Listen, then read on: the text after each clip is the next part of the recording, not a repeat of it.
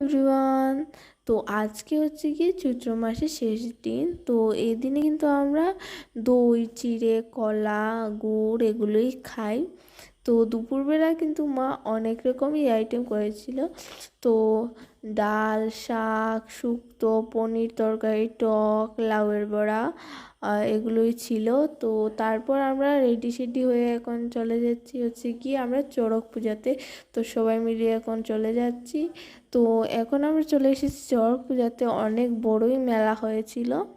তো এখানে হচ্ছে গিয়ে চড়ক পূজার পুজোটা করা হচ্ছে, তারপর এখানে দা নিয়ে নাচানাচি হচ্ছে জানি না।